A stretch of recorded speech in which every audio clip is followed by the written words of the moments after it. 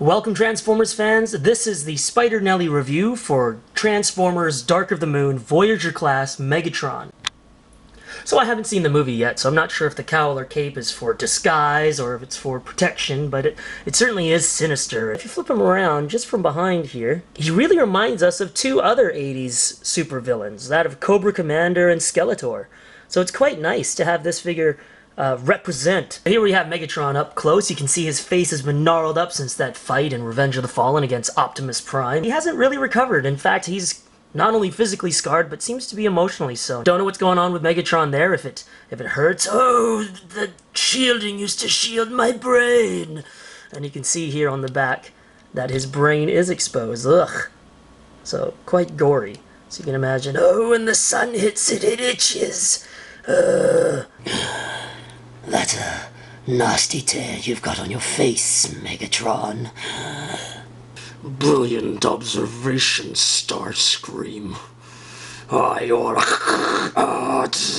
vocal processes destabilizing. Oh, how it pains me to see you like this, my lord. I still function. Oh,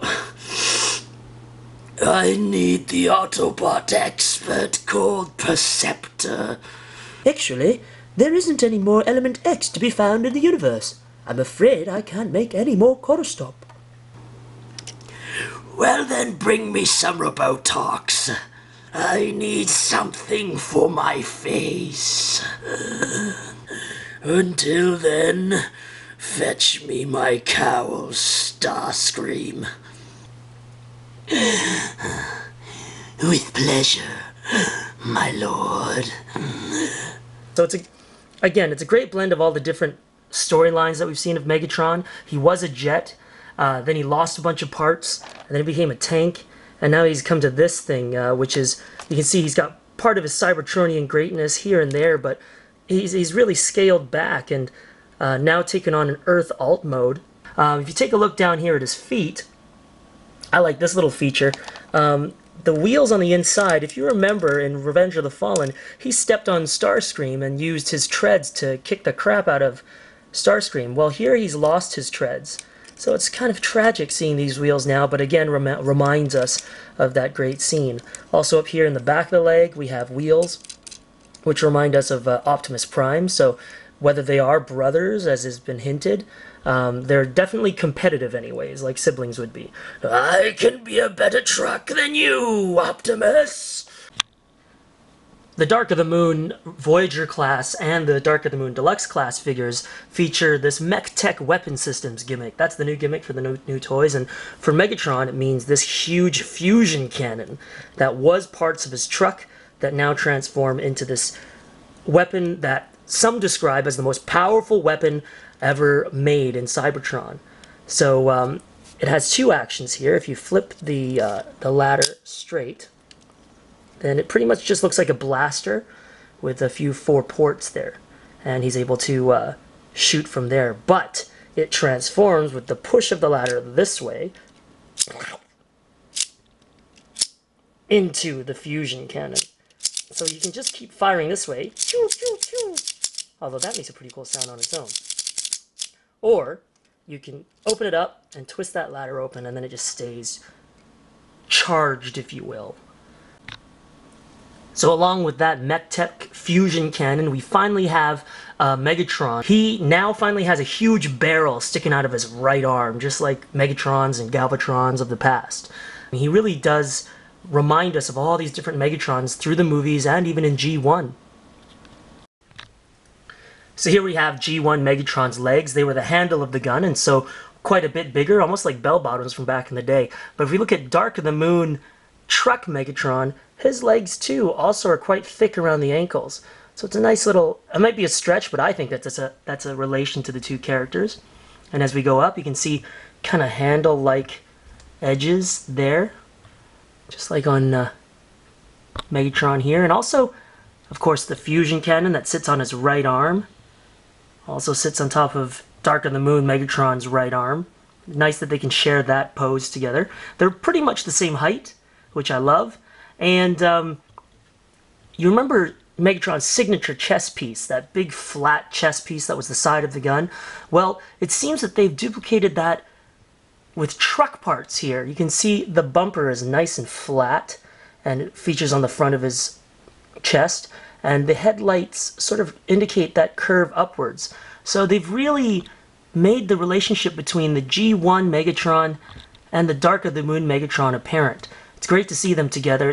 I love the fact that they're the same height and they can make the same pose, so you can really see the evolution of the figures and their relation.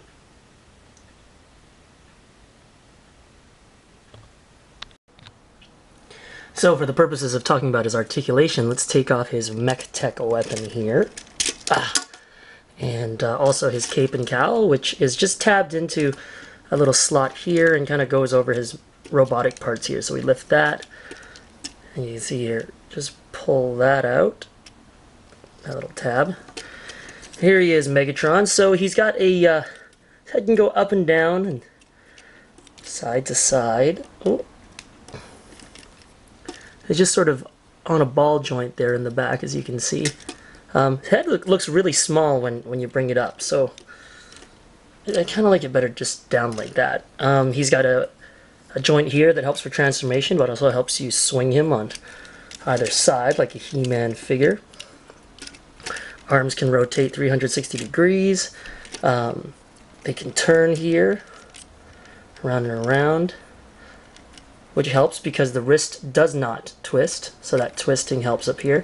He's got two joints here which create sort of a nice little bicep for him. He's got a bit of a muscle there, so that's kind of fun. And they also go backwards because it helps with the transformation into the truck hub. And the hand can come in but does not bend outward, so he can't be like Spider-Man. And that's both arms, same sort of transformation. And he swivels up and down like that. Let's see, the legs don't go out to a 90-degree angle, they just kind of stop right there because of this. And they come forward and back. The knees do not come forward, they can only go back, but they do twist. So he can be a butterfly style goalie if you want. And he can kick up forward, cross-legged for Masterpiece Theater, and zero articulation in the feet. So to transform Megatron from robot mode to truck mode, we flip him around in the back here and open up his back hatch. You see, that's where his head's gonna go. So that's nice and open. Squeeze his chest together. And then what we want to do is grip onto this piece here and flip everything back. So his head goes back into the cab. And then we want to extend all of this stuff out. So that means pulling all that stuff so it straightens out. Now it kind of looks like Hammerhead Shark Megatron. Okay, and while you're at it, you can spin these gently around. They come off pretty easily. Sometimes you can just pop them off, but we'll just see what we can do about trying to get it done right. And then face the wheels out like this. And it really looks like an old GoBot. Hands fold in. And then, from the top truck view, bring the arms forward. And then these parts just close in on itself like that. And there's going to be a mess of things here. This grill piece and the bumper. What we want is to bring these parts as forward as you can. And then all of this just tabs in together. And the grill, like that. You want to compress everything down so that you can smush it in together so that the headlight meets with the fender and the grill is nice and solid. And then you can close this cab part up. So you see he's almost part truck right there.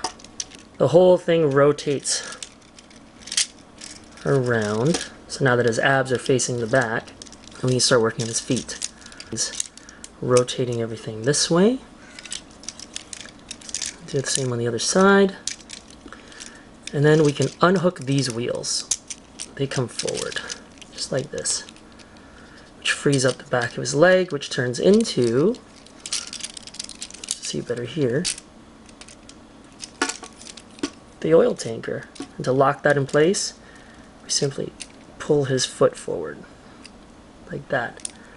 This side piece swings and it tabs into this hole here with this, like that.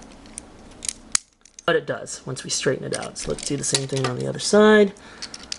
His codpiece goes back down, slide up that way, so that this piece here fits into that groove, see? Just like that. Everything can tab in here apart. Just squeeze that together. And then we have that part of the truck. These wheels fan out, these arms here. So what happens is, they're nice and tight in there. They should swing back to finish off that fender. And then it all comes together here, the hand into his side. So do the same thing here, drop this down so that the wheel housing connects. And then just in here, let it slide in, just like that. Now the pipes can come up, and these parts of the legs can snap in. Take the fusion cannon, flip up that little black piece that connects to his arm, and then the ladder part will be on the outside, and the blaster parts will go hidden just into here, just like that. And there, take his cape and cowl, disconnect them here, so his cowl goes away, and the cape can just sit on the back here, and it doesn't really connect with anything, but there it is. He's actually a smaller figure, just like all of the Dark of the Moon toys are. Here is the Hunt for the Decepticons, or what would be Revenge of the Fallen, Voyager class Optimus Prime, and as you can see, he's quite a bit bigger than old Megs here. To transform Megatron back to his robot mode, we'd have to ditch the cape. His mech tech weapon flies off. First the little door jams open, and then split, and maybe then they come down, and then the feet come out. This piece comes down and locks into place. Feet finishes, and then this piece comes up and locks.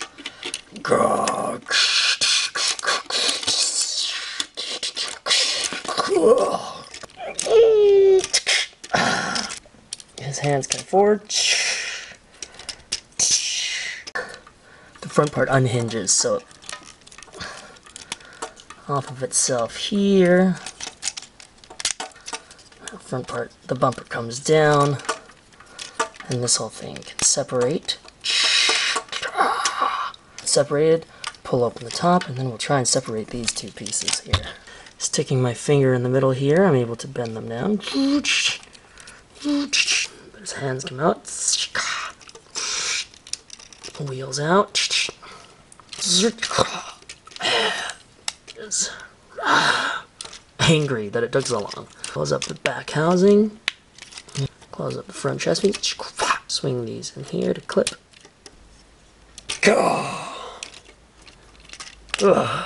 So you can see here size comparison time. He's quite a bit bigger than, of course, Deluxe Class Starscream. I mean, come on, they're different classes, but not a bad comparison, as you can see. And here he is next to Hunt for the Decepticons, Battle Blades, Optimus Prime. And not a bad comparison. I mean, they could probably duke it out.